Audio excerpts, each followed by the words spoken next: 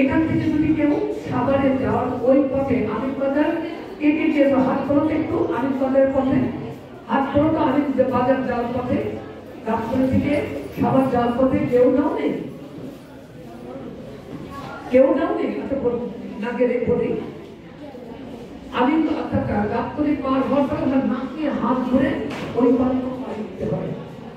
কিন্তু যখন একটা পরিবেশ কন্টিনিউ তোমরা দেখবে ধোঁয়া উঠবে, এই ধোঁয়া কিসের জানো? পলিথিন পোড়ানো। সেই ধোঁয়াটা হিসাবে কি বলতে জানো?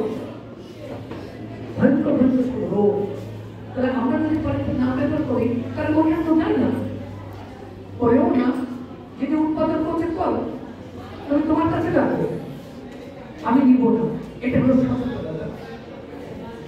আর বিকল্প আমরা 10-20 টাকা একটা চকের ব্যাগ কিনলে আমার মাসের পর মাস করে দেবে, এটা মাসে করতে পারবে।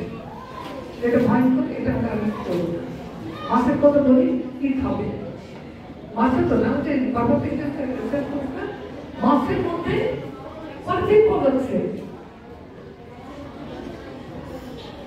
একটা ছবি আছে দিয়েছিল তোমাদের এখানে, এটা খালি তো মাছ খাচ্ছ না পলিথিন খাচ্ছ, বলো তো দেখি তোমরা করো, বলো না কথা বলো। পলিথিন খাচ্ছ কিন্তু রিসাইকেল নিশ্চয়ই কিভাবে ওটা বলতে পেরেছি অবলম্বন আমি বুঝবে না।